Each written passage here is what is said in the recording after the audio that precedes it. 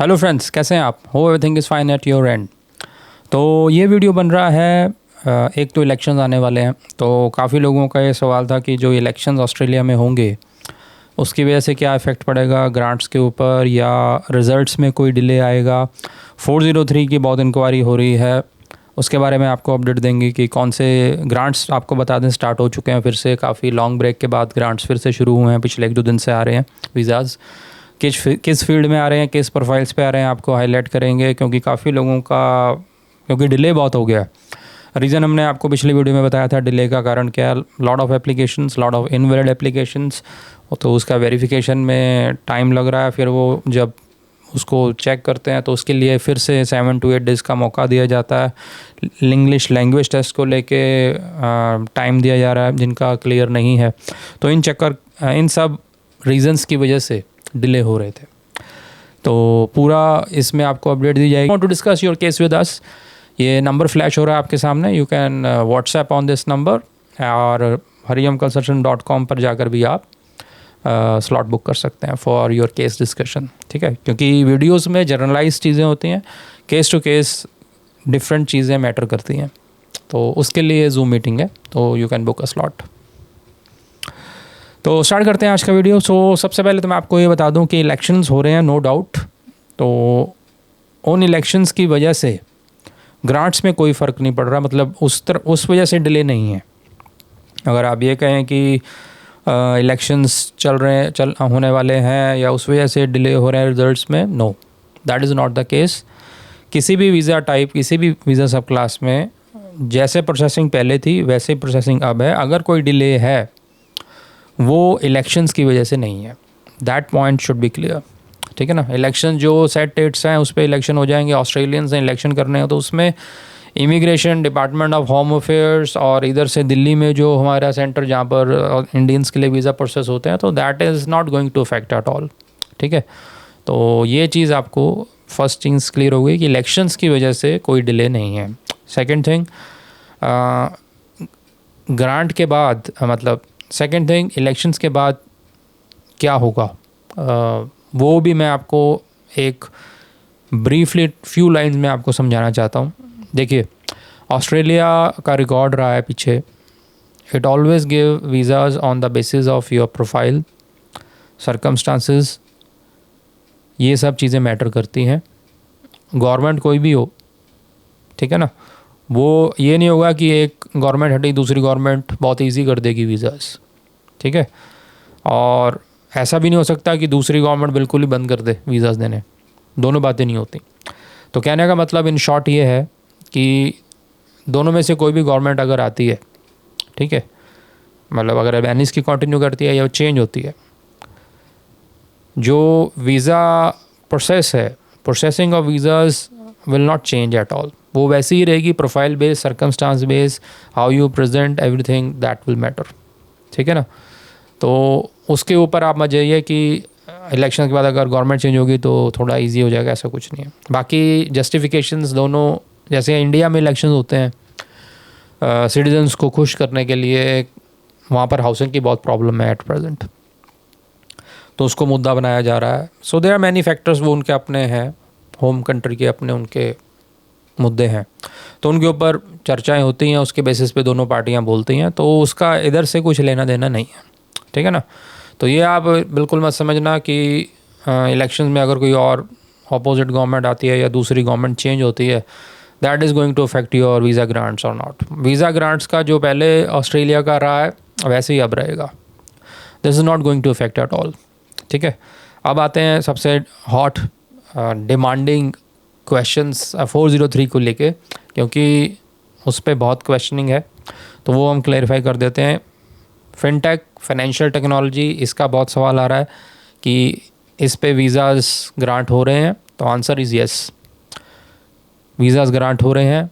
BCom, MCom, commerce की अगर आपके पास ग्रेजुएशन है, कॉमर्स की आपके पास पोस्ट ग्रेजुएशन है, इसके अलावा एक्सपीरियंस भी आपके पास है, कॉमर्स का चाहे ना हो, वैसे ही आप किसी कस्टमर केयर में या किसी और कंपनी में या सेल्स डिपार्टमेंट में, what ever the your experience, that वो ये नहीं होना चाहिए कि वो बिल्कुल मैच करे। तो मतलब आपने अगर कॉमर्स कर रखी है, एक्सपीरियंस जो मर्जी है बट वैलिड है, सारे डॉक्यूमेंट आपके पास हैं, then you will have this visa. बाकी हाँ, वो टॉप 100 में ज़रूर होने चाहिए आपका institute, only then it will be right. Secondly, fresher cases में भी फिनटेक के ऊपर आ गया। तो फिनटेक में जैसे हमने आपको पहले भी बताया था कि फिनटेक की ऐसा डायरेक्ट डिग्री बहुत कम जगह पर है या है ही नहीं, तो ये कॉमर्स को ही माना जाएगा। तो वही हो रहा है, कॉमर्स ग्रेजुएट्स को दिया जा रहा है वीज़ा, ठीक है। सेकंड, इंजीनियरिंग भी ओपन हो चुका है, we have got the results in engineering too. Agritech तो पहले ही स्टार्ट कर दिया था इन्होंने। तो ये जो 3 फील्ड्स हैं, अब तीनों पर वीज़ा ग्रांट किए जा रहे हैं।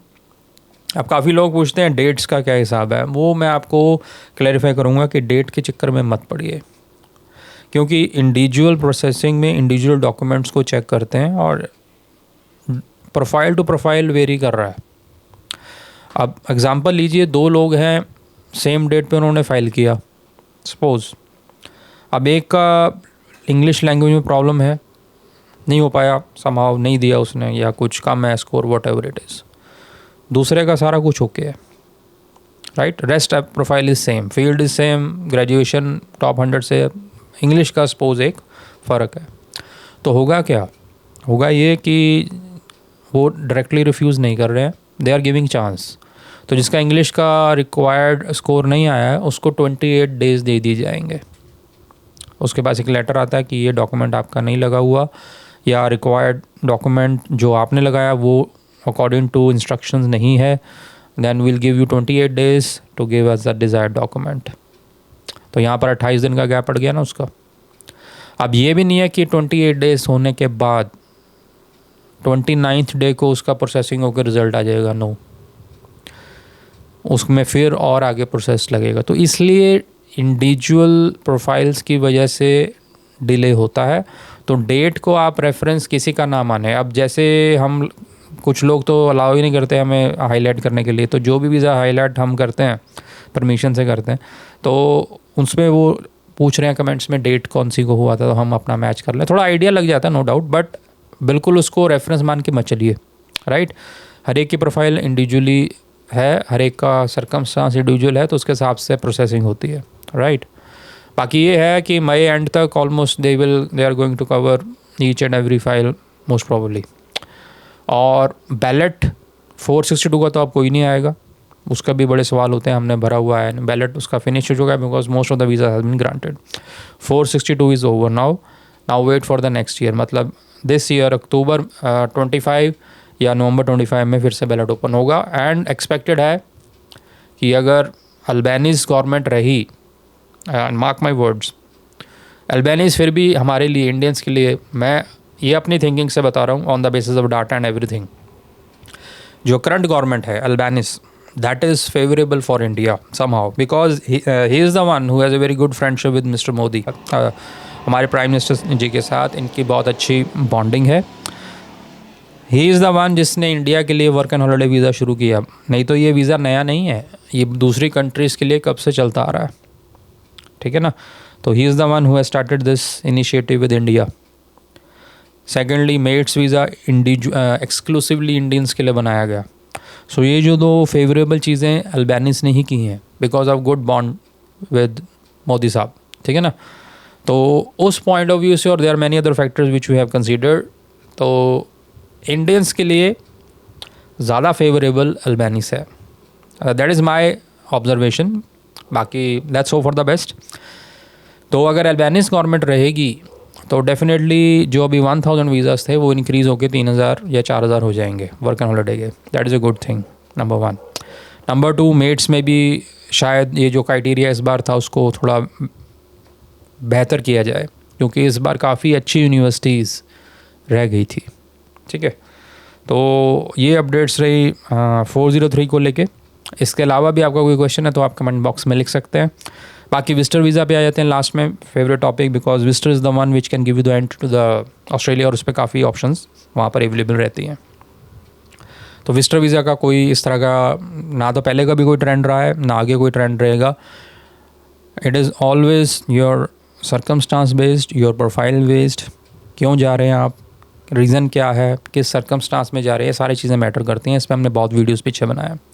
तो विजिटर को लेके अगर आपका कोई कन्फ्यूजन है, you can book a slot, will let you know how to go with that, ठीक है ना। तो इलेक्शन से या नई गवर्नमेंट से विजिटर वीज़ा पे कोई फ़र्क नहीं पड़ेगा, वो जैसा चल रहा है वैसा ही चलता रहेगा, right. So these were the latest updates regarding MATES visa, 462 visa, election updates. तो होप आपको वीडियो अच्छा लगा होगा, लाइक शेयर सब्सक्राइब जरूर करें। और अगर आप अपना केस डिस्कस करना चाहते हैं, log on to our website और WhatsApp hello on this number. Thank you.